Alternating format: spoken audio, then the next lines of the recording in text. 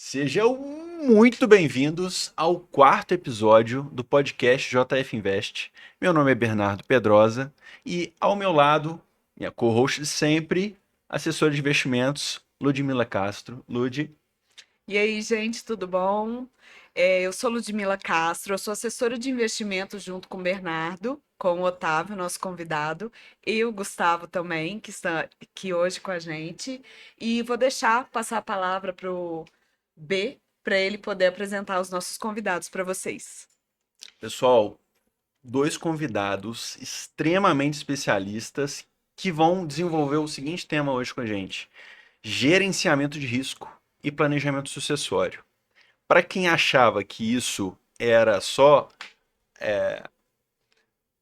opcional, vai mudar de opinião hoje. Então, por favor, Otávio Campos, gestor de treinamento de novos assessores e assessor de investimentos. Gustavo Aguiar, especialista em gerenciamento de risco do escritório. Todos nós na Invest Smart, só aqui em Juiz de Fora. E, pessoal, primeiramente, queria saber de vocês o que faz o gerenciamento de risco ser tão necessário na vida das pessoas. Bom, deixa eu começar aqui. Primeira vez participando do podcast, então é um prazer. Obrigado pela oportunidade de estar aqui, de poder falar de um tema tão especial, um tema que na prática nós convivemos todos os dias, né? A gente aplica isso dentro da nossa estratégia, aplica dentro do planejamento dos clientes, e o que torna muito essencial na vida do investidor, na vida do indivíduo ou mesmo das empresas que olham para planejamentos de médio e longo prazo. Eu acho que antes da gente pensar em ganhar, a gente tem que pensar em minimizar os nossos riscos, né? Então, o gerenciamento de risco ele entra nesse contexto, né? Não adianta a gente olhar para frente para o cenário de 5, 10, 20, 30 anos, olhar para aposentadoria ou olhar para outros fatores e achar que a nossa vida vai ser uma linha reta daqui até lá e tudo vai acontecer como a gente esperava. Então, o gerenciamento de risco ele pode dar em diferentes aspectos da vida do investidor. Pode ser um gerenciamento de risco dentro dos investimentos, pode ser um gerenciamento de risco dentro da estrutura patrimonial, um gerenciamento de risco da própria saúde, imprevistos de saúde que pode acontecer. E quando a gente incorpora esse gerenciamento de risco dentro dos investimentos dos nossos clientes, é o que transforma ele, de fato, num planejamento financeiro completo, né, e robusto. Perfeito, Gustavo. Sem dúvida alguma, cara. Complementando o Gustavo, acho que qualquer decisão pessoal, financeira, emocional que você vá tomar, você precisa gerenciar os riscos, né? Você precisa não tomar as decisões por impulso, e sim você conseguir visualizar todas as possibilidades que podem ocorrer no pré ou pós a tomada de decisão. Então, como o Gustavo muito bem postulou, ele colocou que a nossa vida não é uma linha reta. E isso é em todos os aspectos da nossa vida, né? Seja numa empresa, seja na nossa vida pessoal, seja na nossa vida profissional. Então, pensando em tudo isso, o gerenciamento de riscos é muito importante para que a gente consiga ter uma longevidade nas nossas decisões, para que a gente consiga ter uma maior assertividade, sucesso dentro daquilo que a gente quer desempenhar ou construir, ou até mesmo é, ver um futuro mais longevo e interessante, Previsível, né? né? Previsível, exato. Previsível. E esse é o maior erro que vocês veem dentro do escritório, a pessoa chegando lá sem esse planejamento formado, sem esse gerenciamento de risco. Não, eu acho que não é um erro, porque muitas vezes não foi uma decisão errada que ele tomou. Talvez foi uma falta de informação, uma falta de orientação, né? Uhum. Até mesmo quando a gente fala de investimentos, e aí entrando nesse ponto de investimento, só para a gente fazer um contexto e chegar no ponto principal, qual que é a nossa atuação em gerenciamento de riscos, a gente vê diversos investidores que investem, fazem seus investimentos, e muitas vezes os investimentos não estão diversificados, né? Que é o nosso clichê máximo dentro, né, dos investimentos. Como é que você dilui risco na sua carteira de investimentos? Você diversifica, né? Você não coloca todos os ovos na mesma cesta, etc. E isso é um gerenciamento de risco, né? Uhum. Mas muitas pessoas não têm esse acesso à informação. É um tipo de gerenciamento de risco, né? Então cabe nós profissionais que estamos desse lado orientar os nossos clientes, né, a mostrar que um gerenciamento de risco ele é necessário para que a gente consiga sobreviver a nossa estratégia em médio e longo prazo, principalmente entendendo que mudanças podem acontecer e mudanças que a gente não espera. Então, eu não colocaria o gerenciamento de risco, o não gerenciamento de risco dentro da carteira dos investidores que chegam no escritório como um erro. Talvez ele se transforme em erro a partir do momento que ele tem a informação e opta por não seguir dentro de uma estratégia que faça esse gerenciamento. Mas hoje, por mais que a gente tenha tido, né, uma evolução muito grande nos conteúdos, tanto na parte online, né, YouTube, conteúdos como o que a gente está fazendo agora, podcast, vídeo, áudios, e também tem esse modelo de assessoria, de consultoria difundido, né, no Brasil como um todo. A gente sabe que grande parte da população ainda não tem acesso a essas informações, né, ou não buscam porque não são relevantes na vida deles, ou não tem acesso porque existem centenas de outros aspectos que ele pode analisar. Então, cabe a nós, né, levar essa informação para o nosso cliente, né, dar essa informação e, a partir disso, ele tomar uma decisão com o nosso auxílio, né, com o nosso direcionamento, que faça ele ter esse gerenciamento de risco corretamente, o que traz, o que vai fazer com que ele chegue mais próximo do objetivo dele, né, como o Otávio estava falando, de uma maneira mais previsível, né, olhando para um prazo maior e mitigando essas pedras no caminho, as pedras no caminho que pode acontecer. É muito importante, né? Que você encurtar o caminho do cliente até a informação é muito importante. Então, até fazendo um paralelo no nosso último episódio de treinamentos, né, que a gente foi do atendimento de excelência, tem eu gosto dessa analogia, eu não me lembro quem me falou, mas que nós somos uma ponte, né? Então, poxa, se eu conseguir levar o meu cliente até a informação que é necessária para que ele consiga tomar uma melhor decisão, é muito importante, né? Então, assim, o gerenciamento de riscos, ela é extremamente importante para todas as nossas decisões na nossa vida como um todo, porém, dentro dos investimentos, ele é ainda mais importante porque a gente está dizendo, a gente está lidando com uma área muito volátil já, né? Então, poxa, como a gente bem já falou, se a nossa vida não é uma linha reta, é importante que nós garantirmos que os nossos investimentos pelo menos darão certo, né? Basicamente isso. Né? Que pelo menos a gente consiga poupar recursos, que é o primeiro passo para você conseguir chegar a uma liberdade financeira ou qualquer objetivo que você queira. Você precisa guardar esses recursos. E isso que o Gustavo falou é muito importante. Essa falta de informação, ou até mesmo a repulsa por essas informações novas, né? Uhum. O Brasil, ele tem essa tendência. Tudo que é novo é ruim, até se tornar algo mais cotidiano, mais comum de se falar, né? Então, acredito que todos os clientes precisam passar por essa reunião, uma reunião específica apenas de gerenciamento de risco, para que seja mostrado a ele, seja algo, um atendimento mais consultivo, né? Sim, sem dúvida nenhuma. Né, e a gente vai até entrar no que é o gerenciamento de risco, né, em si. Deixa eu até pegar esse gancho e falar. O gerenciamento de risco, pelo próprio nome, né, diz que é a mitigação de riscos em diferentes esferas, né? Isso pode ser aplicado fora dos investimentos, dentro dos investimentos, mas aqui a gente está num contexto de planejamento financeiro, né? E aí, só puxando o gancho também dos investimentos, gerenciamento de risco é diversificar no Brasil, é diversificar fora do país, é você ter classes de ativos diferentes, é você ter uma reserva de emergência. Então, isso tudo é gerenciamento de risco. Mas onde está a nossa atuação principal? Dentro do escritório, com a área, né, onde a gente toca esse assunto com os clientes. É gerenciar riscos além dos investimentos. Então, hoje a gente tem uma figura do assessor muito importante dentro da nossa operação, que é quem está na ponta com o cliente, quem está fazendo o atendimento do cliente, quem está auxiliando na escolha dos investimentos e os objetivos dele. A nossa área de gerenciamento de risco ali dentro, ele entra para tratar temas fora dos investimentos, como, por exemplo, imprevistos que podem acontecer de saúde, imprevistos que podem acontecer decorrentes de acidente ao longo do caminho, onde a gente precisa preparar os nossos clientes para que eles tenham suporte financeiro, para que eles tenham condição financeira para passar por isso, né? E por que ela se torna relevante?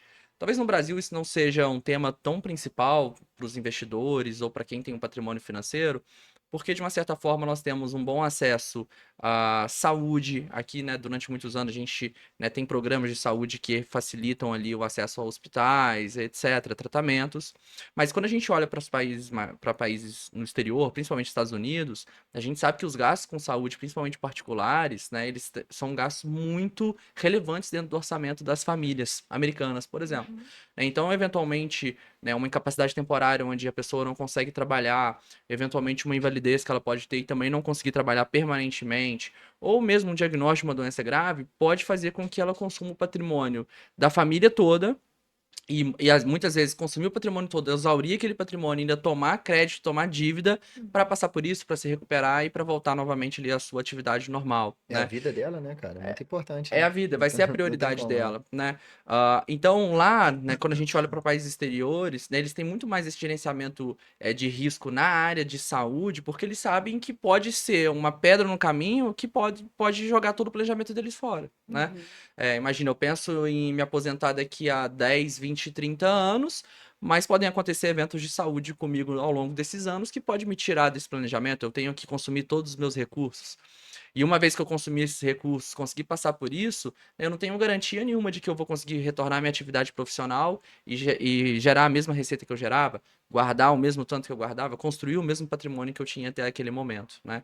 Então, quando a gente fala, né, desse gerenciamento de risco dentro deste contexto, né, como que a gente atua com os nossos clientes, a gente está olhando em duas fases. A fase dos investimentos, que vem junto com os assessores, esse atendimento na ponta, e tem a nossa área que vai olhar principalmente para imprevistos de saúde ou mesmo de acidente, que pode acontecer no mesmo caminho, mas que a gente tem uma estrutura que não tire ele do caminho que ele estava trilhando para o planejamento financeiro dele e da família. Sem dúvida alguma, cara. É importante que o cliente saiba disso. Então, nós, como assessores, o nosso trabalho é apresentar ao cliente novas formas de dele sempre se proteger, né? Dele conseguir se sentir seguro em qualquer eventualidade que venha a acontecer na vida dele. Por quê? É um pouco redundante, mas são imprevistos previsíveis que podem vir a acontecer, né? Se tem a possibilidade de vir a acontecer, por que não se resguardar, né? Melhor prevenir do que remediar, sem dúvida alguma. Então, essa apresentação à área é muito importante, sempre, né? E o Gustavo tá falando de cultura, né, do Brasil. Eu acho que é porque o nosso país é muito bom, né, cara?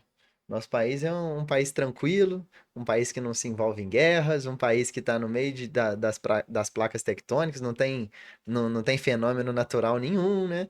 Então, eu acho que você falar de seguro de vida, por exemplo, plano de saúde, ou qualquer tipo de ferramenta que não seja a convencional para proteger o patrimônio financeiro ou imobilizado daquela família, daquela pessoa, daquela empresa, acho que já causa um receio, né? Ah, não vou pagar isso. Ah, isso aqui é isso, isso aqui é aquilo, aquilo outro, papapá. Poxa, você nem ouviu, né? Eu acho que é muito importante nós encurtarmos esse caminho entre uma ponta e outra, porque se nós, como assessores, nós prezamos pelo sucesso financeiro do nosso cliente, nos empenhamos em montar uma carteira, em montar um plano para que ele consiga chegar na sua liberdade financeira, na sua aposentadoria, é muito importante que a gente garanta que isso aconteça, né?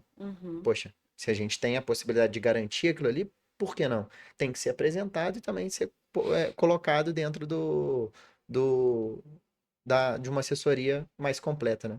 Sim, com certeza.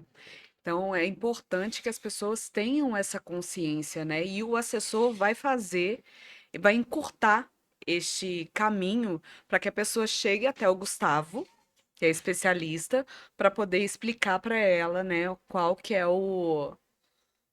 a fundamental importância de Uhum. fazer esse seguro na vida, né? Sim. Eu acho que o primeiro passo que a gente tem para ter essa aceitação dos clientes é levar informação, né?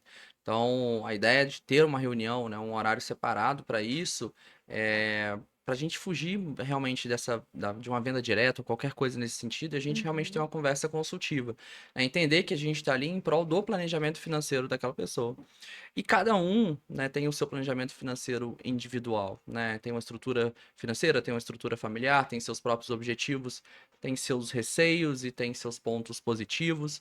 Então, uma reunião consultiva, ela vai buscar entender quais são esses pontos de preocupação, quais são os riscos expostos, trazer a conscientização, né, de o porquê. Né? Não adianta a gente vender a solução para um problema se o cliente nem sabe que problema ele tem, né? Ou Uhum. que ele tem um problema, né? Então, a primeira fase é sempre essa conscientização e junto com os clientes a gente conseguir montar uma estrutura que leve essa percepção de segurança melhor, que realmente, né, não somente a percepção de segurança, mas que realmente leve uma segurança financeira para ele melhor, em eventos que a gente precisa falar que podem acabar com o planejamento financeiro dele. E muitas vezes são conversas difíceis, né? Uhum. O Otávio citou aqui o exemplo de plano de saúde, de seguro de vida, a gente vai entrar mais diretamente no seguro, que eu acho que é uma ferramenta que comporta bem, né, toda essa estratégia de gerenciamento de risco em diferentes questões, mas a gente tem que entender que gerenciamento de risco é oneroso. Existe um Sim. custo, né? Esse custo ele pode ser invisível, esse custo pode ser visível, né? Quando a gente fala, por exemplo, de um plano de saúde, né, eu estou gerenciando meu risco de eventualmente eu ficar doente e ter que pagar uma internação, pagar uma consulta, pagar um exame caro. Como é que eu vou fazer esse gerenciamento de risco? Como é que eu diminuo esse risco? Eu contrato um plano de saúde. Só que esse plano de Uhum. saúde ele não é de graça. Mas eu sei que contratando um plano de saúde, se eventualmente isso acontecer, eu posso ter uma despesa menor quando esse evento e se esse evento acontecer. Mas só que para eu ter essa percepção, né, esse gerenciamento de risco, eu vou pagar o plano de saúde. Uma forma invisível de gerenciamento de risco que muitas pessoas não veem é a própria diversificação. A diversificação, ela onera a carteira do investidor. Como que ela onera? Porque quando você diversifica o seu patrimônio, você nunca vai ter o melhor retorno. Uhum. Só que você abre mão de ter o retorno ótimo para que você tenha uma média positiva ao longo do ano, correndo menos risco. No Né? tempo, Então, né? existe isso, os próprios derivativos. Quando eu vou comprar derivativos para proteger minha carteira, existe um custo para comprar aquele derivativo. Então, gerenciar risco, existe uma parte onerosa. Você vai despender de algum capital, seja de forma direta ou indireta, para que você tenha uma minimização desses riscos. Assim é o próprio seguro de vida, o próprio plano de saúde. Você paga para que você corra menos risco se um determinado evento acontecer. E aí, essa cultura de pagamento, talvez ela não exista no Brasil. É. Parte porque as informações começaram a chegar agora. Quando eu digo informações, informações de qualidade, tem né, Uhum. realmente informações difundidas ali. E parte também porque eu acho que o investidor, né, o investidor brasileiro, né, a pessoa que está ali começando a investir, quem tem o seu planejamento financeiro, ele está num processo de amadurecimento também, né? Cultural, né? É um processo cultural de amadurecimento. A gente tem muito conteúdo que começou a sair de investimento, de planejamento financeiro, principalmente a partir de 2020. A partir de 2018 começa ali um movimento, mas ainda é muito recente. Então existem diversas fases que esse investidor ainda vai passar e vai amadurecer, e vai trazendo novas ferramentas para trazer mais solidez dentro do planejamento financeiro dele. Nos Estados Unidos existe uma cultura que chama WISE, né? Uhum. Que é Work, Insurance, Saving. savings Enjoy. e depois enjoy, né? Então, primeiro você trabalha, depois você protege, depois você guarda e então você vai desfrutar do seu patrimônio, né? Então, isso é muito claro para a cultura do americano, por exemplo, o caminho que ele vai trilhar dentro do planejamento financeiro dele. Talvez isso não seja tão claro aqui no Brasil, mas entra o nosso trabalho, né? Nossa responsabilidade de estarmos na ponta, apresentando isso e trazendo maturidade para o setor, para o mercado, para o cliente e É. melhorando o planejamento financeiro, né, das pessoas em que a gente consiga atingir ao longo da nossa atuação É. profissional. Acho que esse processo cultural é muito legal porque a gente vê, né, os países desenvolvidos tendo uma maturidade muito ampla para tomar essas decisões, né? Parece que é muito simples para eles. E para nós ainda é algo bem complicado, né? Poxa, fazer um plano de saúde, e tudo mais, tem o SUS, né? Uhum. Então essa questão cultural é realmente bem enraizada no Brasil. Mas, cara, eu acredito que o brasileiro, né? Para ele, o insurance, que é a segurança, a proteção, ainda é obscura. Para eles não precisam, acho que para a grande maioria dos brasileiros não precisa proteger, né? Vou guardar meu dinheiro aqui mesmo, vou fazer aqui do jeito que dá e vamos indo. Uhum. Cara, eu acho que é muito importante que o trabalho, né? O trabalho de um acompanhamento financeiro, de estar próximo a profissionais é muito importante. Porque, cara, você precisa remediar algumas coisas, né? Então, se você vai no médico, por exemplo, para conseguir ter um acompanhamento e evitar alguns tipos de problema, porque Uhum. você tem medo, por que não proteger também que isso realmente venha acontecer e de fato você seja beneficiado, caso aconteça, não beneficiado no sentido de poxa, aconteceu uma eventualidade comigo e eu parei de trabalhar, me aposentei. Não, tô dizendo que, poxa, que você consiga passar por esse processo de, entre aspas, luto de uma forma mais tranquila, né? Sem dilapidar o patrimônio, por exemplo, da família, seu inteiro que você teve, etc. Isso é muito, muito importante. Acho que com o tempo, com a tecnologia chegando e as pessoas tendo mais acesso a informações, mais informações pertinentes, como o Gustavo disse, acho que tenho fé, pelo menos, que o brasileiro e a grande maioria das pessoas que já têm patrimônio formado ainda estão em crescimento, né, em formação, vão conseguir ter essa consciência e tomar essas decisões de melhor qualidade. É importante que isso aconteça, né? Com certeza. Com certeza, tá. E bacana demais vocês trazerem essa visão, porque ela faz total diferença na vida da pessoa, deixa ela tranquila e preparada para se e quando acontecer uma eventualidade, né? Que a gente não quer que aconteça, mas estando preparado já é meio caminho andado para, pelo menos, a parte financeira estando resolvida, dar um alicerce melhor para que o emocional fique mais Sem dúvida, sem dúvida. estabilizado, E, né? cara, dando um passo para trás, uma coisa que o Gustavo falou com muita sabedoria, sendo consultiva a uma conversa, é muito mais importante, né? Porque, poxa, Uhum. o que eu tive de hereditariedade, por exemplo, se eu não tenho hereditariedade, uma pessoa pode ter, poxa, eu tenho alguns receios, por exemplo, eu pratico alguns esportes mais radicais, por exemplo, não, sou uma pessoa mais contida, então é importante que você traga essa conversa para dentro de um gerenciamento de risco, de um gerenciamento financeiro completo, Sim. porque as dores de cada um são diferentes, né? As pessoas, então, poxa, você não vai tomar um remédio para dor de barriga se você está com dor de cabeça. Então, Aham. você tem que ter, de fato, o entendimento daquilo, de tudo que você tem de receio, tudo que você tem medo que aconteça. Por exemplo, aconteceu algo com meu pai e eu não quero que isso aconteça comigo. Poxa, então, deixa eu proteger essa parte aqui que eu tenho muito medo que isso aconteça. Os outros pontos eu posso talvez ter uma proteção um pouco menor. Entende? Então, eu acho que é importante que a gente tenha essa personalização, essa conversa que seja direcionada para os riscos que a pessoa tem mais receio, né? Que Uhum. ela pensa, poxa, isso aqui eu tenho medo, isso aqui eu não tenho tanto. Então, poxa, na minha família teve uma hereditariedade, talvez eu tenha que proteger um pouquinho mais aqui. Tenho muito medo de eu faltar, minha família precisa de mim e tudo mais. Poxa, proteção em casa de falta, né, por exemplo. Então, acho que tudo depende. A pessoa precisa passar por uma experiência de conhecer os seus medos, os seus receios, para conseguir ter uma proteção mais cabível, né? Não adianta você só colocar uma proteção ao léu que acho que não vai fazer sentido nenhum. Talvez todas as Uhum. proteções que você contratou, de qualquer maneira, de fato nem vão ser exercidas caso aconteça algo, né?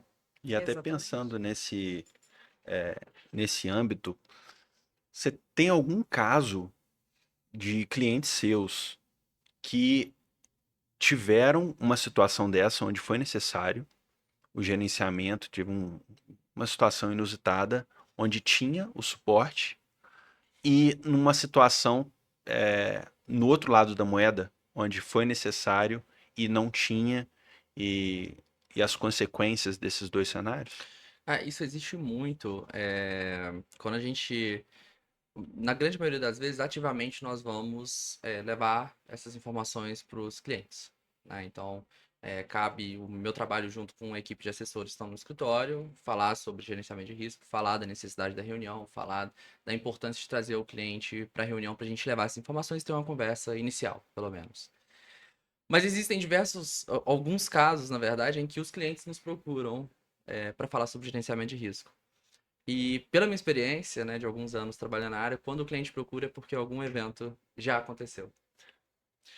E é muito difícil, né, a gente estar nessa situação, porque o cliente vai para olha, vamos entrar diretamente na parte de seguro de vida, né, por exemplo. Ah, eu queria ver um seguro de vida por conta da minha família. ou um seguro de vida que eu quero me proteger contra eventualmente um diagnóstico, uma doença. Alguns casos, obviamente, né, o cliente ele teve essa informação e foi lá buscar, mas a grande maioria das vezes nesse tipo, né, de abordagem que a gente recebe é porque ou ele já descobriu uma doença, ou ele realmente já tem um diagnóstico, ou ele realmente já tem uma condição de saúde que já foi impedido de fazer diversas vezes anteriormente. Então, quando a gente. E aí já. Bastante casos no escritório aconteceu isso de clientes procurando, às vezes, seguros de vida. Aí, quando a gente vai fazer entrevista médica para ele conseguir contratar, ele já tem um histórico de saúde, aconteceu alguma coisa, ele já investigou, ele já tá ali. Então, na verdade, está procurando depois de um evento acontecer. E aí, não tem muito o que fazer, né? Uhum. Porque realmente, né, pensa na posição da seguradora, né? Como é que a seguradora vai comprar o seu risco já sabendo que você tem todo um histórico ativo de algum diagnóstico, de alguma doença, alguma enfermidade, ou que realmente tá atual, né? Uma doença, eventualmente alguma coisa de saúde, né? E ela não consegue contratar mais. Então, quando a gente olha para esse cenário e a gente olha no mercado também, o seguro de vida especificamente, e aí deixa eu só fazer uma ressalva também, que seguro de vida é um nome muito ruim, né, pro produto eu falo, porque quando a gente fala seguro de vida, Verdade. pensa que é morrer, né, a gente fala seguro de vida, não, Só mas isso, né? Parece que é só isso. eu não vou Exatamente. morrer, eu vou viver para sempre. Ou eventualmente, né? E já chegam casos que acontece isso, né? Que você fala seguro de vida e a pessoa fala, se eu morrer, quem ficar aqui resolve isso tudo, né? Uhum. E muitas vezes a conversa não é nem sobre morte, né? A conversa é sobre vida, especificamente, né? Sim. A conversa dentro de uma apólice de seguro de vida, hoje em dia, né, com a evolução do mercado, você pode contratar uma apólice de seguro de vida que 100% das coberturas sejam coberturas para o próprio titular. E não exista uma cobertura de morte, por exemplo. Né? Você não tem necessidade de contratar um seguro de vida e tem que deixar um dinheiro para alguém na falta. Você pode contratar um seguro de vida voltado 100% para você. Como a gente falou aqui em alguns casos, internação, uma incapacidade, uma invalidez, um diagnóstico, uma doença grave, uma cirurgia, uma quebra de ossos, né? Então, hoje a gente consegue montar essa apólice pensando na pessoa, mas por conta da falta de informação, né? E a falta de informação realmente não que ele não buscou, mas é porque ainda não é tão difundido assim. Uhum.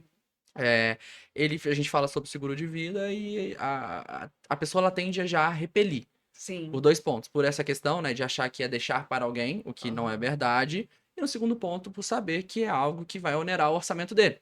Porque, como eu falei, gerenciamento de risco, ele é oneroso, né? Uhum. Quando a gente olha para o mercado, nada é de graça, né? Se você quer diminuir o seu risco, você vai pagar um preço por isso. Sim. Esse preço pode ser direto, ele pode ser indireto, mas eventualmente você está pagando um preço por isso. E quando a gente fala de plano de saúde, de seguro de vida, a gente está falando de um preço direto, né? Eu pago uma mensalidade para me proteger num determinado evento que vai acontecer lá na frente, né? Então, dentro desses casos que a gente vê, eu já vi no mercado um seguro de vida ajudar muitas pessoas no diagnóstico de uma doença, de dar condição financeira para a pessoa poder passar por um tratamento, né? A gente sabe que questões de saúde são questões prioritárias para nós. Mas o que nos dá a escolha no final da linha é quanto dinheiro você tem na conta. Porque se você tem um diagnóstico de uma doença, ok, que você tem todo um sistema de saúde pública que pode te atender. Cara, você não tem tempo para esperar. Você não tem tempo para entrar na fila, né? E infelizmente a gente vê diversas e diversas notícias de pessoas que falecem na fila de espera do SUS, né? E aqui não falando do SUS especificamente, mas da fila de espera de uma cirurgia, a fila de espera de um tratamento, a fila de espera eventualmente para fazer uma consulta para ver se tem um diagnóstico ou não.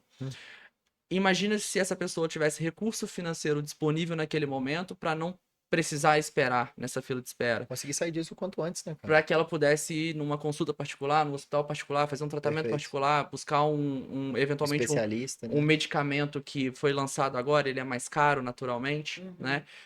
Então, quando a gente olha para esses casos, principalmente no diagnóstico de doenças graves, né, a pessoa recebeu indenização financeira e ter esse recurso disponível salva a vida de fato, na ponta, né? Quando a gente fala no seguro de vida, agora falando do benefício de morte, né? Muitas vezes as famílias elas estão construindo o seu patrimônio, estão construindo aquele planejamento financeiro e trabalham arduamente, guardam um valor, investem um valor, estão procurando informações, mas a gente sabe que eles podem vir a falecer, o patriarca ou a matriarca, né? Muitas vezes tem filhos pequenos, filhos que dependem da força de trabalho deles, filhos que dependem do patrimônio deles para seguirem estudando, para terem uma boa qualidade de vida e seguir na formação. e famílias, né? E isso são muitos relatos que chegam no escritório, né? De pessoas que falam assim: eu vou fazer o seguro de vida porque quando meu pai faleceu, porque quando a minha mãe faleceu, ele deixou um seguro e foi isso que fez com que eu Ajudou, né? estudasse.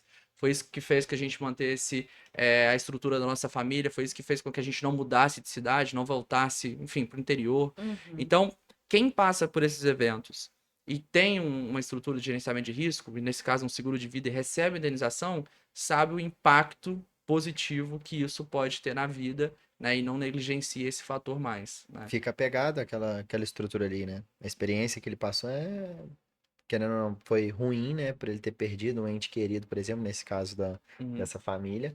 Mas, por outro lado, foi bom que ele como você gosta mesmo de falar, se fazer presente, né? Mesmo Ausente. que ela se parta. Mesmo, é. Né? E, Uhum. poxa, não deve ter nada mais gratificante do que você conseguir ajudar o seu filho, mesmo no pós, né, no pós-morte, e você conseguir ajudar a fazer a faculdade ou qualquer coisa que seja. Isso é muito importante.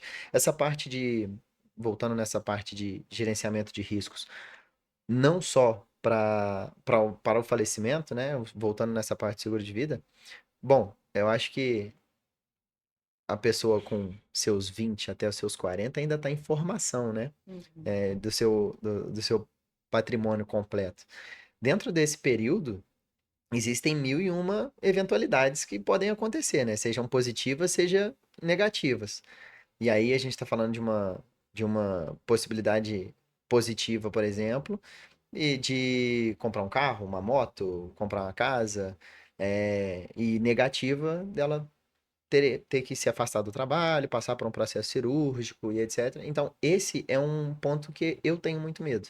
Por exemplo, ter que ficar afastado, né, passar por um processo cirúrgico, ser diagnosticado com alguma doença grave, né? Hoje, poxa, a gente tá exposto a tanta coisa, né, no mundo, então não sei o que que pode acontecer. Eu, infelizmente, não sei se tem alguma hereditariedade na minha família que eu possa vir a ter. Então, eu tenho um seguro de vida, mas não para quando eu vier a faltar. Mas eu tenho um seguro para garantir que eu consiga passar por esse processo de acumulação de patrimônio de forma segura, de forma saudável. Eu tenho minha apólice de vida para isso, para que caso aconteça alguma coisa comigo nesse intervalo de tempo, e claro, eu fiz uma apólice reduzida, porque para os meus gastos atuais, para minha vida atual, ela comporta, Uhum. mas quando eu tiver 30 e poucos anos, por exemplo, a tendência é que eu aumente essa proteção, porque a minha vida será outra. Talvez essa. Então, é muito importante que você, ano a ano, você revisite as estratégias de proteção para que você consiga ter elas sempre atualizadas. Não adianta você ter, por exemplo, um patrimônio já de 2, 3 milhões de reais, um custo de vida de 20 mil, 25 mil, 30 mil reais e ter uma apólice de seguro de vida que protege a sua renda em um mês apenas. Uhum. Não tem como. Você Tem precisa que ser sempre revisitar. compatível. Perfeitamente. Vocês precisam sempre revisitar essas estratégias para que vocês tenham elas atualizadas e que mantenham a proteção ativa. Né? Não adianta você chegar no final da vida com a apólice de vida que você fez lá com seus 20 anos, você está com seus 60 e nunca revisitou essa estratégia. Uhum. Talvez ela possa ajudar, claro, mas não da forma que você gostaria, né? Uhum. Sim. Então, é muito, muito, muito, muito É, importante. assim, de uma forma geral, quando a gente puxa nesse tema do seguro, até para colocar a primeira frase de efeito, não existe planejamento financeiro sem seguro de vida. Uhum. Planejamento financeiro sem seguro de vida é como se você estivesse construindo um castelo de carta, Caixa de areia, de sem água. É. nenhuma estrutura embaixo, Não que na hora vai. que bater o vento ele vai cair, né? Esse vento pode bater, esse vento pode não bater, mas isso não muda o fato de que se você não tem uma estrutura de segurança dentro do seu planejamento financeiro, você só está Dá sorte pro construindo azar, né? patrimônio e torcendo para que tudo dê certo, né? E quando a gente coloca quanto mais a gente alonga o prazo, né, maior é a probabilidade de alguma coisa sair diferente daquilo que você imagina, Uhum. né? Então, se você tem uma estratégia de curto prazo, eu quero comprar o carro daqui a 3 anos, ok. Pô, você tem um intervalo de tempo que você tem uma previsibilidade maior dos eventos que podem acontecer dentro desses 3 anos. Mas quando você está pensando em aposentadoria daqui a 30 anos, o universo de tempo é tão grande que você não consegue prever o que pode acontecer. Se você não tem estrutura de segurança, se você não tem gerenciamento de risco, o seu planejamento financeiro ele não existe. Você tem uma carteira de investimento. Você acumula, acumula, acumula, acumula e torce para que tudo dê certo na sua vida, para que em nenhum momento você precise usar aquilo ali. Uhum. Então, o planejamento financeiro, ele precisa de estruturas de segurança. E as pessoas, o investidor, precisa de um seguro de vida, tá? Por que que eu falo isso? Porque quando a gente tem imprevistos na nossa vida, que não sejam de saúde, nem sejam acidentais, muitas vezes na carteira de investimentos daquele investidor vai ter uma reserva de emergência. Ele vai conseguir usar aquela reserva de emergência porque o carro estragou, porque queimou a geladeira, ele tem que trocar a televisão, ele vai mudar de casa, enfim, é uma reserva de emergência. Se ele encontra novos negócios, o trabalho dele não sai da forma que ele imaginou, ele tem ali talvez uma reserva de oportunidade. Isso vai depender de cada investidor. Ele tem aquele valor que está reservado para ele aproveitar oportunidades realmente dando saltos na vida dele. Agora, se ele não tem nenhuma estrutura de segurança e acontece imprevisto de saúde, e aí vamos falar bem direto, ele tem um diagnóstico de câncer. Então ele está lá guardando dinheiro, acumulando investimento durante 5 anos, o objetivo dele é para 15, e aí no 6º ano ele tem um diagnóstico de câncer. O que vai acontecer, né? Ele tem 2 opções. Não vou mexer no meu dinheiro e vou para a fila da saúde pública e esperar para ver quando é que eu vou ter esse tratamento ou não. Ou acabou o planejamento, acabou esse objetivo de investimento, eu vou tirar todos os meus investimentos se for necessário e vou para São Paulo, vou para os Estados Unidos, vou para a Argentina, passar por um tratamento para me recuperar, para ter mais chance de recuperação o mais rápido possível. E aí ele foi tendo o investimento, já é um ponto super positivo, né? Ele tem recursos para ele gastar, né? Ele pega esses investimentos, resgata, passa por um tratamento, consegue ter uma boa recuperação, retorna à atividade profissional dele. E agora, como é que fica aquele capital todo que ele queimou, né? O que que ele vai fazer?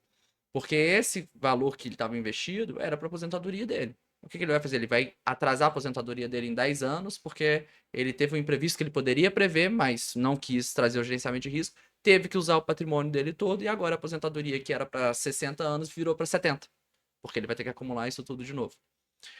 Outro ponto.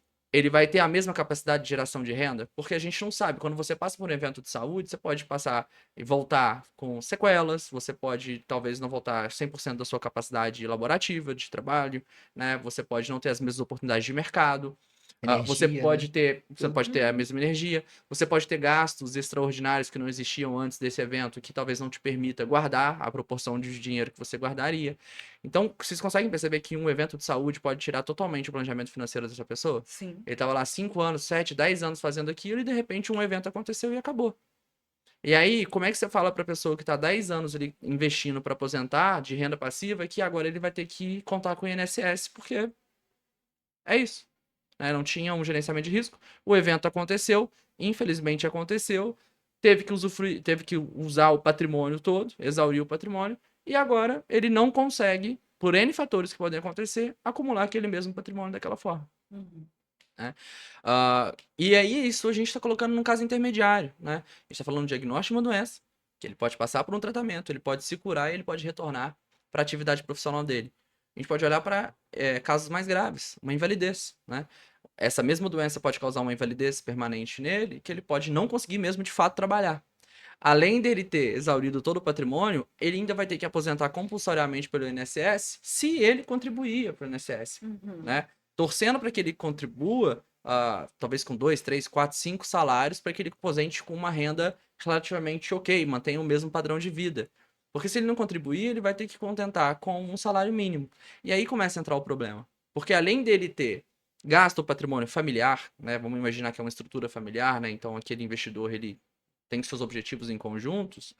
Ele não só gastou o patrimônio todo, como virou dependente financeiro da outra pessoa. Sim. Ou da esposa, ou do marido, enfim, de quem ali vai gerar renda. Então, quando a gente olha para esse caso de uma invalidez, ela pode tirar totalmente a sua capacidade de trabalho, totalmente a sua capacidade de gerar receita. E se você não tem patrimônio suficiente para se aposentar dele, você está correndo um risco muito grande e colocando as pessoas da sua família em risco também. Porque alguém vai ter que Arcar, né? alguém com vai ter que segurar a peteca Sim. e continuar tocando esse negócio. Mas eu não tenho, igual o Otávio falou, eu não tenho hereditariedade na família, essa questão de doença talvez não seja algo que eu me preocupe. Mas também tem questões acidentais. E quando a gente fala de questões acidentais, isso não depende exclusivamente de mim. É Depende de disso mim e do terceiro. até Uhum. mais do outro, né? Porque É. você pode ser uma pessoa contida, né? Então a gente Sim. muitas vezes trabalha, a gente tem que pegar a estrada, a gente tem que locomover pro trabalho todas as vezes, todos os dias. Acidentes podem acontecer na rua, mas podem acontecer em casa também, né? Então, numa eventual invalidez por um acidente, eu posso perder parcialmente ou totalmente um dos meus sentidos, da visão, da fala, da audição, um dos meus membros superiores ou inferiores. Eu posso perder, a gente fala muito do movimento de pinça, né? Mas é uma proteção contra os instrumentos de trabalho, né? Isso é muito válido, por exemplo, para médicos, né, que dependem muito da mão ali para trabalhar. Se eu passo por um evento de acidente, acidental, se a causa foi eu, a causa foi um terceiro, não importa. Eu passei por um acidente onde eu perdi, fiquei inválido, parcialmente ou totalmente, de exercer a minha atividade profissional, eu também preciso me proteger com isso, a não ser que eu tenha patrimônio suficiente formado, que se eu não puder trabalhar mais hoje, eu consigo viver de renda, mantendo o meu padrão de vida de acordo com o meu patrimônio que está formado, Que é a minoria da minoria. que é a minoria da minoria. E aí, quando a gente olha para o seguro de vida, ou seguros de coberturas de saúde, eu vou chamar de seguro saúde, Uhum. a gente está olhando para essa pessoa que está construindo patrimônio. Que entra também um outro paradigma que a gente tem que quebrar, que seguro de vida é para quem já tem patrimônio construído e para quem está mais velho. Não é. Quando a gente olha para a cobertura de saúde, o seguro de vida, existem coberturas que é focadas para aquela pessoa que está construindo patrimônio. Sim. Porque às vezes o risco dela é muito maior do que de quem já tem, né? Uhum. Perfeito. Então, olha como que tudo é uma questão de como é que a gente conta a história. Porque quando a gente entra na reunião, eu vou falando com os clientes, sempre existe um preconceito com o seguro ou com o gerenciamento de risco. Mas depois que a gente sai da reunião, eu faço a pergunta: já tinha parado para pensar dessa forma? Não, eu nunca tinha parado para pensar dessa forma e como é que ela pode me proteger. Por isso a conscientização é importante, é mostrar para a pessoa que você tem um problema. Aham. Você pode não saber que você tem um problema hoje. Eu vou te contar qual é esse problema. Vou te mostrar uma solução e no final você fala se faz sentido ou não faz sentido. E o nosso nível de aceitação é muito alto, porque quando você coloca todas essas cartas na mesa e realmente falam de coisas que podem acontecer na vida da pessoa, Aí a pessoa ninguém quer realmente. passar por isso. Aham. Ninguém quer passar por isso. No momento de um aperto, de uma saúde, de uma questão de saúde, uma questão acidental, todo mundo quer ter recurso financeiro para passar por isso, né? E aí entra também o que o Otávio falou. O seu planejamento financeiro, ele vai ser revisitado como um todo. Porque hoje você tem uma renda X.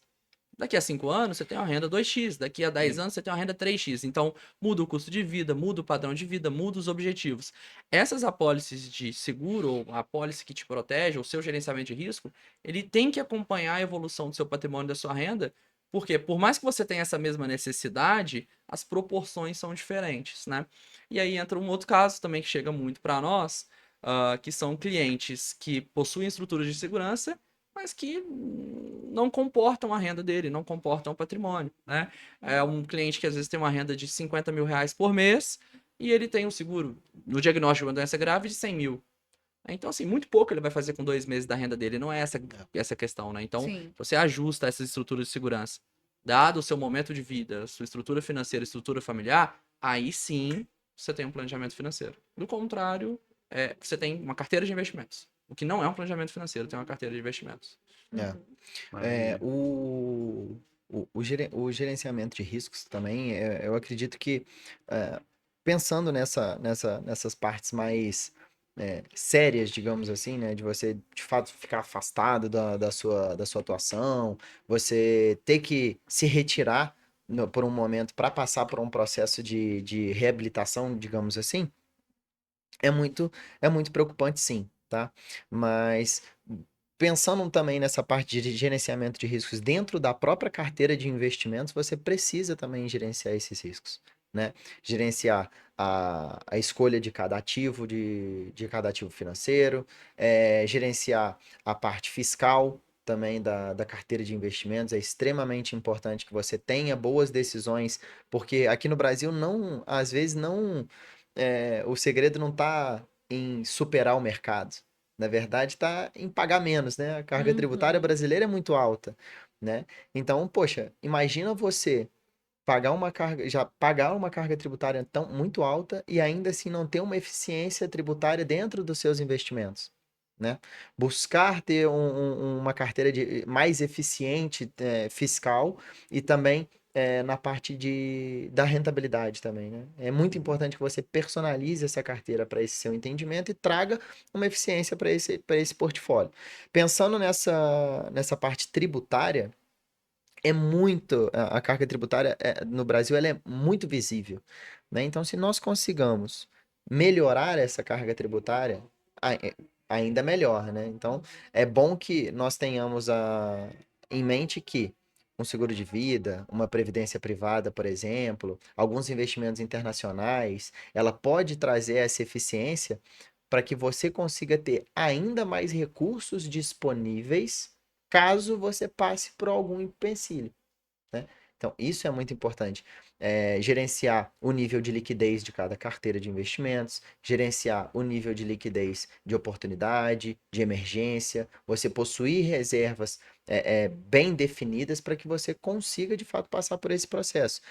Eu não tenho um seguro de vida, eu vou pensar em fazer um seguro de vida, eu não tenho um plano de saúde, por exemplo, você pode passar por um tratamento básico, gente. Por exemplo, você fazer um siso, por exemplo, você tem que ficar um tempinho ali sem atuar, por exemplo. Um grande, sendo piorando bastante a cirurgia de siso, né? Mas, poxa, se tem um plano de saúde que pode te auxiliar, ou até mesmo você tem uma reserva de emergência que você pode passar por isso.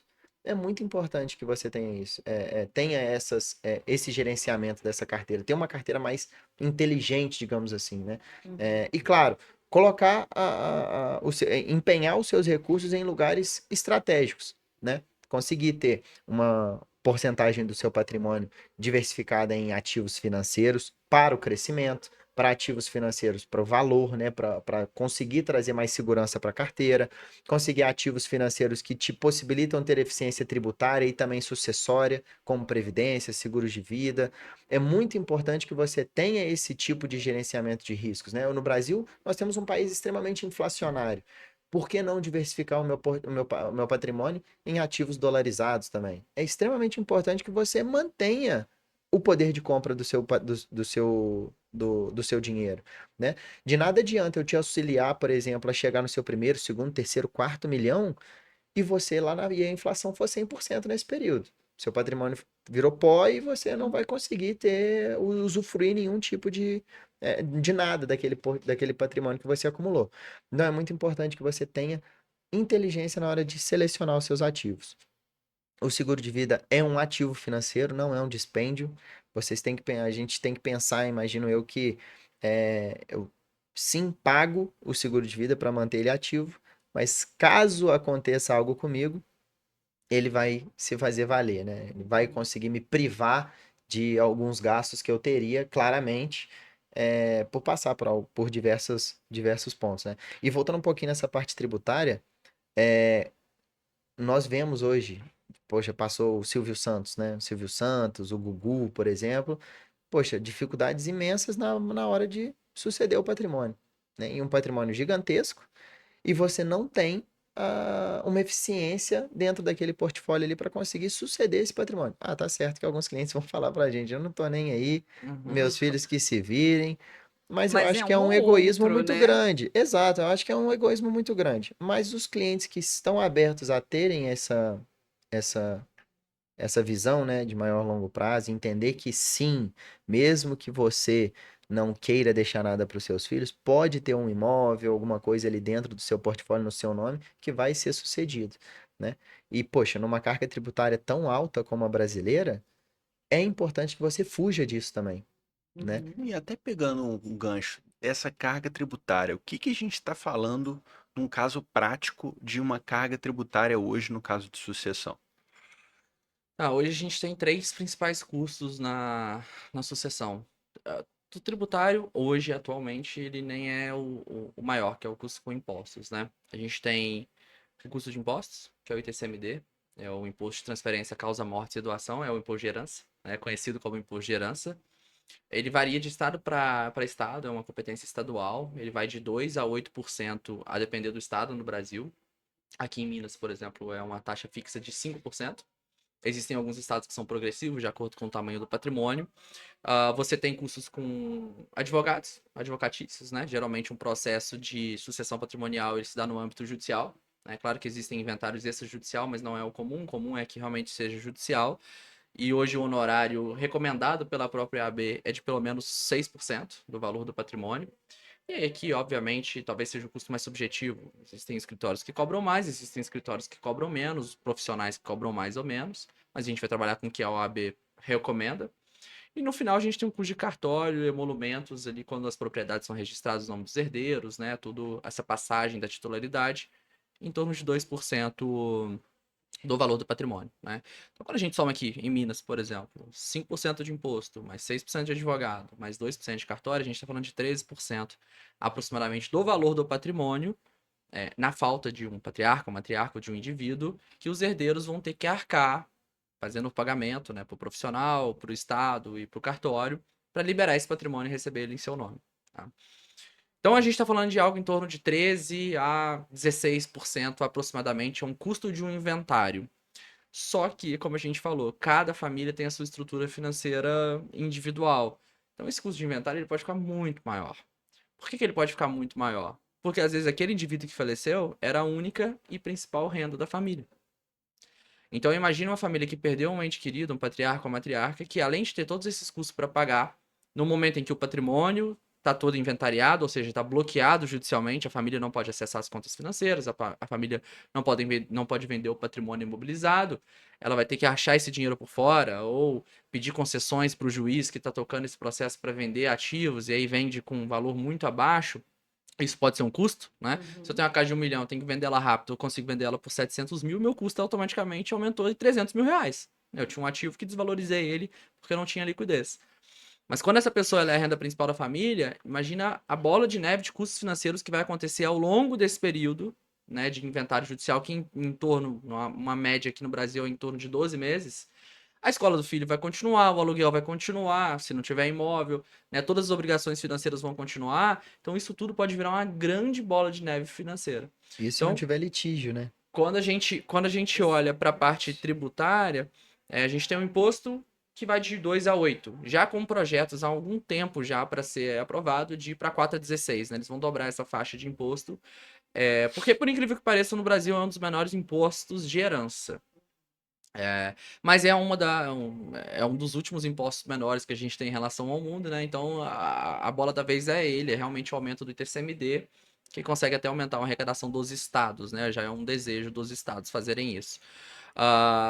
Então a gente tem um custo tributário pequeno, relativamente pequeno, 5% em cima do patrimônio, mas uma bola de neve financeira que pode ficar cada vez maior no todo, né?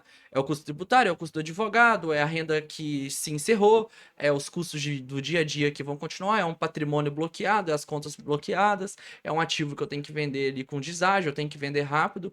Então, facilmente um custo de inventário, quando não tem essa organização, ele pode chegar ali até 20, 30% do valor do patrimônio como um todo. Né? E aí, quando a gente fala de gerenciamento de risco, é também proteger desse risco, porque eu entendo que, como investidor, pessoa que acumula patrimônio, eu estou trabalhando todos os dias, todos os meses eu estou guardando dinheiro, eu estou investindo, eu estou pensando em investimento, eu estou acumulando patrimônio. Eu não posso chegar e falar que no momento da minha falta as pessoas que se virem. Porque aí, na verdade, não é nem que eu estou jogando problema para as pessoas, é que eu não dou valor para o meu patrimônio. Poxa, eu tô trabalhando todos os meses, guardando dinheiro para pagar a casa, pagar o financiamento da casa, acumular patrimônio, ter uma conta financeira relativamente alta para ter uma renda e para que quando eu vier a faltar eu pensar que eles que se resolvam. Na verdade, eu não estou dando valor no meu patrimônio. Então, se eu consigo deixar uma estrutura um planejamento sucessório feito, independente de qual seja a ferramenta, né?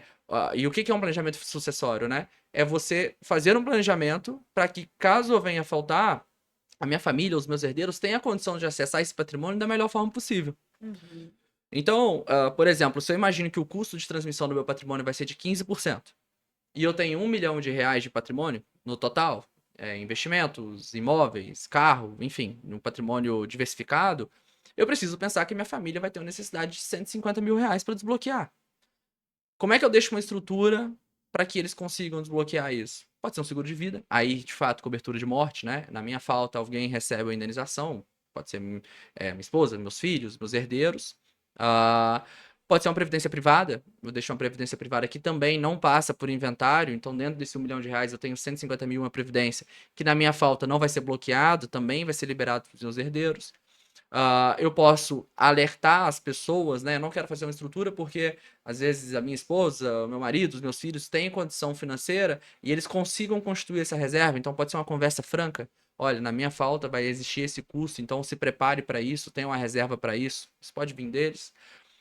O planejamento sucessório pode ser por uma holding, né? Eu constituo uma holding familiar e coloco todos os meus herdeiros como sócios daquela estrutura de empresa. Então, na minha falta, ele já tem a participação no patrimônio. Pode ser uma doação em vida. Eu posso não esperar eu vir a faltar para o meu patrimônio e para os herdeiros. Eu posso pegar meu patrimônio e doar em vida para eles, com diversas cláusulas ali para também proteger quem está doando. Então, o planejamento sucessório ele entra também na mitigação de risco, né? Sim. E no final, esse gerenciamento de risco, ele parte de uma visão lógica que muitas vezes a gente não pensa que a gente tem que inverter e talvez grande parte dos problemas financeiros que a gente tem, ou as pessoas têm ao longo da vida, talvez não poderiam existir. Que ao invés de pensar nas coisas que a gente quer atingir, é pensar que quais são as coisas que podem dar errado. Começa pelas coisas que podem dar errado. Tá, tudo bem. Eu quero me aposentar com 50 anos de idade. Vou acumular patrimônio, vou investir, quando chegar lá, eu vou me aposentar. E as pessoas param a análise aqui. Ok, o que eu tenho que fazer? Eu tenho que guardar X durante tanto tempo, numa taxa de juros tal, não faz a conta calculadora, opa, beleza, acabou. Não, então tá feito. Se a gente começar, ok, eu quero me aposentar com 50 anos, o que pode dar de errado até lá? Bom, eu posso perder meu trabalho, bom, eu posso não conseguir investir, bom, eu posso ter um diagnóstico de uma doença, bom, eu posso ficar hospitalizado, eu posso passar por uma cirurgia, eu posso fazer um investimento errado. Eu quero investir, então, ok, já vi o que pode dar errado, fiz esse gerenciamento de risco. Agora eu vou montar minha carteira de investimento. Vou escolher os ativos. O que pode dar errado comprando esse ativo? Pode acontecer isso, isso e aquilo. O que pode dar certo? Isso, isso e aquilo. Faz sentido esse equilíbrio dos dois? Faz, então eu sigo. Então, se a gente, no nosso planejamento, olhar para frente dos nossos objetivos e sempre pensar pela lógica do que pode dar errado antes do que eu quero que aconteça e ficar cego somente no cenário ideal, talvez muitos dos problemas poderiam ser evitados. Vou construir patrimônio, tenho filhos, tenho minha esposa. O que pode dar errado? Bom, se eu vier a faltar, esse patrimônio vai ficar todo bloqueado. Então, peraí, isso aqui pode dar. E aí eu posso, essa casa que eu tô construindo, vai ser vendido para alguém que tá pronto para comprar ela por 60% do valor. Não, peraí, isso aqui eu não quero que dê errado. Então, eu vou me preparar para isso, né? Eu tô legal, tô com uma renda de 30 mil, tô conseguindo guardar 20 mil reais por mês, vou chegar no meu objetivo. O que pode dar errado? Não, do trabalho, eu tenho estabilidade, sou concursado. Minha renda eu não vou perder. Meu custo de vida pode aumentar se acontecer alguma coisa, algum evento que eu estou esperando.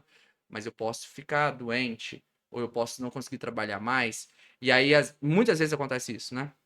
Pessoas têm concurso de 20, 30 mil reais que, se eles tiverem que aposentar compulsoriamente, eles vão aposentar no teto do INSS. O que pode dar errado? Não, se eu não conseguir trabalhar, não tem problema, eu me aposento compulsoriamente no INSS ou no concurso. Só que a minha renda vai de 30 para 7, o meu custo de vida é 20. Então, será que então isso pode dar errado? Então, como é que eu vou fechar essa ponta solta dentro do meu planejamento? Então, você olhar para a lógica das coisas que podem dar errado, você vai fechando essas pontas de risco que tem, aí sim você consegue focar somente naquilo, né? No caminho que você vai perseguir, que é o caminho que você quer chegar, que vai dar certo. Então, por isso que, voltando no tema principal, não existe planejamento financeiro sem seguro de vida, não existe planejamento financeiro sem gerenciamento de risco. Porque sem você pensar nas coisas que pode dar errado, você vira um torcedor da própria vida. Eu sigo o caminho certinho, eu jogo o jogo de acordo com as minhas regras, mas eu nem penso no que pode dar errado. Eu só penso nas coisas que podem dar certo. E aí, quando dá errado, tudo acaba. Desmorona tudo, né? E pode não só acabar aquilo que você tem, como pode ir pro negativo, que é o caso de você ter que fazer dívida e crédito, porque eventos mensuráveis que você optou por não mensurar. E aí, quando aconteceu isso, você não estava preparado. E só para finalizar, nesse ponto, que o Otávio falou um negócio importante, que falou da pessoa que às vezes fala que não é problema dela, é problema da outra pessoa que vai ficar para isso.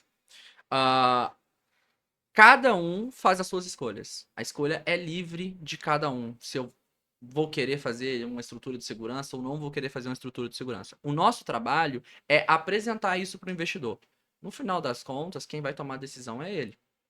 Então, o nosso trabalho não é vir, toma aqui, compra esse produto, esse ou outro produto, A, B ou C. Não importa, né? Porque o produto, ele é só uma solução final dado um contexto. O nosso trabalho é apresentar para o cliente, levar informação, mostrar pra ele, explanar pra ele eventualmente um problema que ele tem, um risco que ele tem, deixar isso tudo muito claro, né? Se fazer entender com esse cliente e auxiliar na tomada de decisão. Mas no final da linha, se ele tem todas essas informações e opta por não constituir nada de segurança no patrimônio dele ou no planejamento financeiro dele, é uma escolha dele no final. O nosso trabalho está feito. O meu trabalho é sentar na mesa e conscientizar as pessoas sobre isso. Quem vai tomar a decisão de ir ou não são as pessoas. Obviamente que a gente metrifica isso por sucesso. Se eu consigo entrar em reuniões e os clientes estão aderindo e realmente a gente consegue mensurar, e a gente está tendo um sucesso na palavra que a gente está passando, nas informações que a gente está passando e uma consciência para aquelas pessoas. Porque, de fato, genuinamente, eu acredito que é muito importante dentro do planejamento financeiro das pessoas. Agora, se elas optam por não seguir, já não é minha responsabilidade mais, é responsabilidade dela para com ela ou para com a família dela. Sim, E aí a gente conseguiu fazer o nosso trabalho e a escolha fica por ele mesmo. exatamente. Eu tenho uma pergunta, Gustavo, que talvez seja uma pergunta que o pessoal que está assistindo tenha. Uhum. A pessoa, ela chega e fala assim: Poxa, eu não tenho nenhum dinheiro para investir. Só que ela tem uma casa, ela tem um carro, ela tem um filho. Ela pode pensar em ter um seguro de vida, mesmo ela achando que ela não vai fazer nenhum tipo de investimento. Eu não quero investir, Uhum. mas eu posso ter, ela pode ter essa segurança de fazer um seguro de vida? Tudo depende de uma pergunta, né? Tem Existe. ativos, velho. Ela tem Existe. ativos, tem casa, tem filho, tem carro. Existe um Exatamente. ponto muito importante que a gente tem que eu gosto de falar. Todo mundo tem alguma coisa para proteger. Uhum, Todo mundo tem alguma. Se você vai proteger a sua renda, se você vai proteger a sua saúde, você vai proteger o seu patrimônio, você vai proteger o seu filho. Todo mundo tem alguma coisa para proteger ou coisas diferentes em momentos de vida diferentes. Vamos pegar esse contexto do filho, a casa, o carro, o filho, uhum. né? Não tem E investimentos. nenhum dinheiro não pensa em Ok. investir, Primeira coisa que a gente tem que mas saber, precisa ter uma segurança. seu Sem filho, dúvida. ele é seu dependente financeiro? Ok, então eu tenho um menor de idade que depende de mim financeiramente. Uhum, Se eu vier a faltar agora, o que acontece com o meu filho? Ele vai conseguir continuar estudando? Ele vai conseguir ter a formação dele, completar a formação dele, ter a qualidade de vida, o padrão de vida que a gente tem hoje? Porque ele depende de mim financeiramente. Então, na minha falta, eu tenho que refletir isso. uhum. Então, como é que eu faço esse gerenciamento de risco? Bom, se eu tenho uma pessoa que depende de mim financeiramente, e eu não tenho um patrimônio constituído hoje, na minha falta, eu preciso deixar recurso suficiente para ele para que esses planos que a gente tem em conjunto sejam atingidos. Seja educação, seja formação, alimentação, moradia, etc. Bom, não tenho investimentos financeiros, mas tenho patrimônio. Tenho uma casa, tenho um carro. E aí essa casa e o carro somados dá em torno de 700 e 800 mil reais. Uhum. Tenho que pensar que na minha falta, este patrimônio vai entrar em um inventário. Se ele entrar no inventário, o meu filho, o herdeiro, ele vai ter que arcar com alguns custos. E obviamente vai ter alguém para representar ele. Mas os custos vão existir da mesma forma. Então preciso deixar um dinheiro para que este patrimônio que a gente tem construído consiga ser liberado para ele. Não tenho patrimônio. E se eu ficar doente? Aí Exatamente. eu não vou ter que entrar na fila de uma saúde pública, vou ter que esperar. Posso ter que interromper minha renda. E aí o impacto não é só em mim, o impacto é no meu filho também. Porque se eu tenho a minha renda interrompida, como é que eu vou pagar a escola dele, por exemplo? Então, se eu passo por um evento desse, eu tenho que ter recurso financeiro para mim e para o meu filho. Porque eu preciso passar por um tratamento e as contas dele vão continuar também, né? Ah, eventos mais leves, né? Eu não tenho patrimônio e precisei ficar hospitalizado. Quem vai pagar a conta do hospital? O que vocês vão trocar? Qual é a troca que você vai fazer? Você vai deixar de um entretenimento de lado, um lazer de lado? Vai comer uma comida pior ao longo do mês porque você teve um custo ali de hospitalização que você não esperava? Então eu até falaria que para quem não tem patrimônio, talvez o seguro de vida seja mais importante ainda do que para quem tem. Sim. Porque quem tem patrimônio, de uma certa forma, existe uma reserva que ele pode usufruir. O gerenciamento de risco é para colocar estruturas que ele não precise usar o patrimônio dele. A gente está blindando o patrimônio dele. Mas se ele já tem patrimônio, ele já está um degrau na frente de quem não tem. Porque quem não tem patrimônio, aí sim ele depende 100% de uma estrutura de segurança. Porque se esse evento acontecer, ele pode destruir completamente ali a vida financeira dela, do filho, da família, virar dependente financeiro de alguém, e a gente não sabe quais são os dobramentos que podem acontecer a partir deste evento. Então eu falaria isso, eu acho que E aí entra, né, na cultura WISE. A cultura WISE é work, trabalho. O segundo degrau é insurance. Então, primeiro você protege, depois você guarda. Porque se você guarda para depois se proteger, esse intervalo de tempo pode acontecer diversos fatores. Então, primeiro eu trabalho, gero renda, depois eu protejo essa renda e meu patrimônio, depois eu começo a guardar meu patrimônio e por fim eu vou usufruir dele numa fase mais avançada da vida. Não adianta inverter, né? Se eu não tenho patrimônio, a minha necessidade de proteção é muito maior do que alguém que tenha patrimônio. E alguém que tenha patrimônio também tem uma necessidade de proteção porque os objetivos dele dependem desse patrimônio que ele não pode consumir. Então você vê que é muito importante ter essa conversa consultiva, porque cada família vai ser uma mãe com um filho, vai ser uma mãe, um pai, um filho, vai ser uma mãe e 3 filhos, vai ser um filho que tem uma necessidade especial, é uma família que construiu patrimônio, a família que não construiu patrimônio. Então, cabe a nós levar essa informação, fazer essa conversa e individualmente montar uma estrutura que entregue essa segurança à necessidade de cada um. E Perfeito. até uma situação que também pode acontecer, né, Gustavo, com essas famílias modernas tendo cada vez menos filhos, os filhos precisando sustentar os pais também, contribuir com a vida dos pais, né? Uhum. Então a gente tendo essa inversão de papéis, onde o seguro também é fundamental para conseguir prover numa situação onde a pessoa não esteja com os aportes mensais que ela normalmente tem de salário. Perfeito. E quando muitas vezes a gente falava de filhos nas reuniões, você tem filhos? E na verdade, a gente tem que trocar esse termo de filhos. Você tem que colocar o termo dependentes financeiros, porque dependentes financeiros podem ser os pais, né? Eu já fiz algumas reuniões em que você tem dependente financeiro? Tenho. Minha mãe depende de mim financeiramente. Eu tenho meu salário, X parte do meu salário eu mando para minha mãe para viver. Às vezes é uma parte pequena. Mas você entende que se acontecer alguma coisa com você, você vai ter um impacto financeiro na sua vida e na vida da sua mãe? Então, inevitavelmente, e é um caminho natural do investidor, quanto maior for o valor que você recebe, quanto maior for o seu patrimônio, maior é a sua responsabilidade quanto a isso, maior é a complexidade de gerenciar isso tudo. Né? Principalmente se você tem pessoas que dependem financeiramente de você, depende de você estar trabalhando. Né? E muitas vezes a gente não tem um contato, mas existe uma grande parte da população na sociedade, e eu conheço casos próximos aqui, que a gente vê que é um pai, uma mãe que trabalha todos os dias, né, não recebe um salário alto, e que tem ali 3, 4 filhos, precisam sustentar a família, se desdobram 2, 3 empregos ali cada um, e dessas pessoas ficam doentes. É um transtorno. Por quê? Porque você está convivendo com uma doença na casa, no núcleo familiar, você tem que passar por um tratamento que é desgastante, muito desgastante. Você tem uma diminuição da renda, então se afeta a qualidade de vida de todo mundo que está ali naquele núcleo e não tem recurso financeiro para ter, de fato, uma recuperação boa, um bom tratamento, um acesso a bom medicamento. O que vai obrigar esse pai ou essa mãe a dividir o tempo, metade fazendo tratamento, metade trabalhando, porque ele não pode parar de trabalhar porque os filhos dele precisam comer. Né? Isso aqui a gente está falando de 2 salários, 3 salários mínimos na família, né? Então, talvez para essa pessoa seja mais importante o seguro de vida do que para uma pessoa que tenha patrimônio. Não que a pessoa que tenha patrimônio não seja importante, mas ele tem muito mais risco para gerenciar do que alguém com 200, com 300, com meio milhão na conta.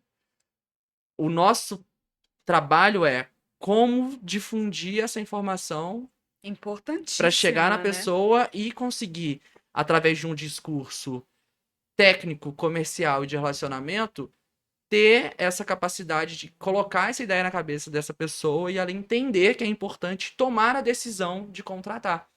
E eu fiz um seguro de vida com um cliente há 2 semanas atrás, que é exatamente esse mesmo caso. Era uma mãe, um pai, cada um ganhava um salário mínimo, então tinha uma renda ali de aproximadamente R$ 3.000, que contrataram um seguro de saúde, principalmente com diagnóstico de doença grave e de internação, porque não tinham plano de saúde, porque o plano de saúde é muito caro, e ficou em torno de R$ 80. Então, quer dizer, eles direcionaram 3% ali da renda mensal deles e conseguiram se proteger da forma que poderiam se proteger para aquele momento. Porque eles eles entenderam que se eles passassem por aquilo, todos os sonhos deles iam acabar. Eles tinham 20 mil, 30 mil reais investidos, se eu não me engano. Imagina você com 20 mil, 30 mil reais com diagnóstico de câncer, tendo passado no tratamento e a família dependendo de 2 salários mínimos. Eles não podiam se dar esse luxo. E que bom que a gente conseguiu levar essa informação, eles conseguiram entender e contrataram. Então, a gente fala aqui muito de clientes grandes, né, e de coisas, né, mirabolantes, mas na verdade isso é algo para todos os níveis, né, Geral, da né? sociedade, para todos os investidores, para todas as pessoas, porque todo mundo tem algo para proteger. Todo mundo tem algo para proteger. A gente só tem que achar o quê?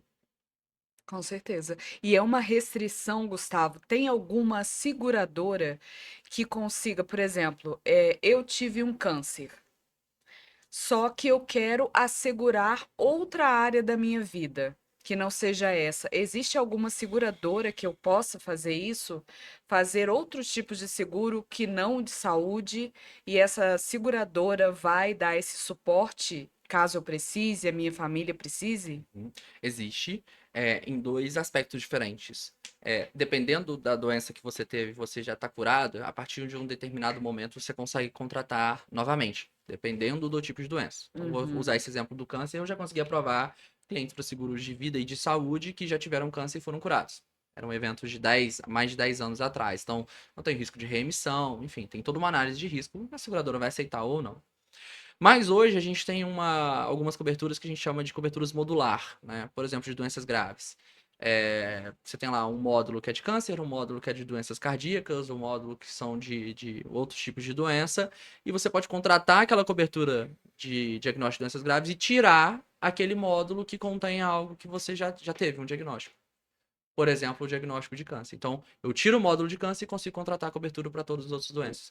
Então, hoje, assim como o mercado de investimentos, consultoria, assessoria, o mercado segurador também ele veio muito consultivo, muito personalizado, montagem ponto a ponto da apólice que seja ideal, da forma que dá para fazer. Então, hoje é bem, bem democrático, a gente tem acesso a muita ferramenta legal para conseguir proteger bem ali o cliente.